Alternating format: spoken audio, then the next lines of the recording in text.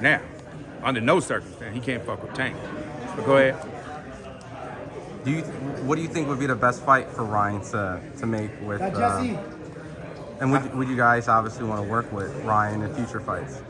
I don't know what the best that would be a him and Oscar question. I don't know what they got planned, but if you're really being honest, he wasn't sharp himself in that fight.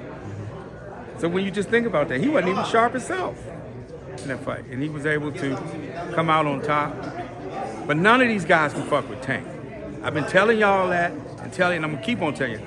None of these guys can fuck with Tank. There was a fight announced, I believe yesterday. Turki Alalshikh came in. He has a big card with Terence Crawford, and he has like Andy Ruiz and a lot of guys that was built on the PBC stage. Just what was your thoughts when you saw that was the decision that? Well, you gotta give him credit. Sitting back and looking at the landscape of things, he has a big interest in boxing. Period. You had seen a couple of fights put together. Internationally, and now he's trying to, have a footprint in the United States. You got to give him credit. Doing a good job. Those are some tremendous fights.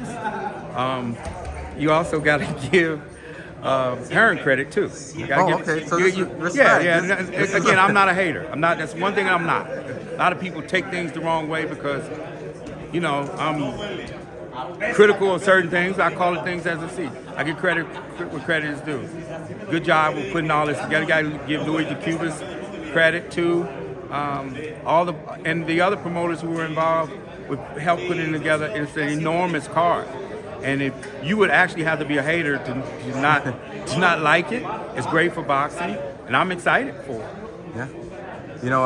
And just kind of following up with some narratives that was created. I know that ideally, when we last spoke, if Spence wanted Fedor, it seemed that he would get Fedor. And obviously, Terence went with the route fighting Matchroom. For some people who said that Terence was being frozen out from the PBC, when there was a Jamel Charlo request to fight Matchroom or be champion recess by all means. That was not the case, obviously. Why do you think those narratives was created? Well, there's always going to be narratives. There's always going to be narratives in boxing because people don't like to see people flourish in certain situations. Seems like they don't want to see one entity be successful who's been on top of the game for quite some time. So there's always going to be narratives. And at the end of the day, these fighters are going to make good, sound decisions based upon what's in front of them. They're going to work out. They're going to work with whoever they choose to work with, which is great. It's great for the fans. As long as the fans get the fights that they want to see, that's really kind of all what matters. Does that mean potentially we may get Jamel and Crawford because of the champion recess position? That I can't speak on. I don't know what Jamel's plans are, and I really don't know what Crawford's plans are. No. So if that fight happens to come about, hey, it's a great fight. There was another signing. I know that you were giving Eddie credit for the card that was just announced, but he was able to scoop up Jaron Ennis.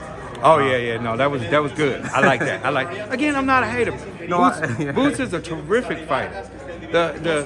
But Hearn knows that, based upon his experience here in the United States, is that it's not easy just taking a guy, no matter how talented he is, and turning him into an attraction/star. He's got his work cut out for him. But again, it's better to have that kind of quality of fighter who is I call him a generational talent, in my opinion. So how can you fuck that up? Again, but it's not easy. It's not easy. And you really, really have to understand what you're doing. Things are different, in the United States than they are internationally. It's totally different. So again, I wish them nothing but the best. Again, it's a great signing for Hearn and Matchroom.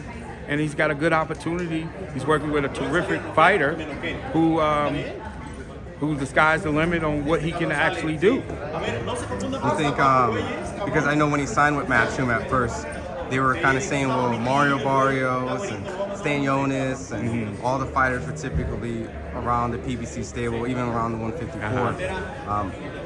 Crawford's not signed to Matchroom, but do you think that that might be what Boots and Crawford would probably be the biggest fight that, or maybe like a Boots versus Counter Ben, like well, what? I mean, if you're talking about fights that the fans would love to see, that's a great fight for the fans.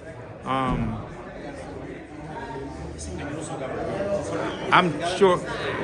Let me say this about Crawford. One, that Crawford ain't scared to fight nobody. Let's be clear about that. They just got to pay him. That's all it is to it. They just got to pay him. I'm sure he'll fight him. They just got to write the check. Yeah. And you can't blame him for that. You think that would be the only reason that fight gets materialized? You know, with Crawford fighting Boots at this state, you know, with Turki. You're going to have to pay him. You're going to have to pay Crawford. You're going to have to pay him. And if he was working with me, I'd tell him the same thing. Yeah. You got to pay me to go do that. You know, at the end of the day, it's something the fans want to see. So write him a check. And my very last set of questions is, I guess, no, this doesn't matter. It is. I was gonna go on some other stuff, but just finalizing. You know, we're on a good card, a great card. We got Canelo Alvarez versus Jaime Munguia. Any last message to the fans, or what can they expect coming forward? Tune in next Saturday night. Terrific card. Obviously, the Canelo Munguia fight. You know, it's for all the marbles. Viva Mexico. You know, the two guys going at it. You know, again, representing their country. You know, the entire country will be behind this fight, and it's a tremendous fight for the fans. Awesome, appreciate it.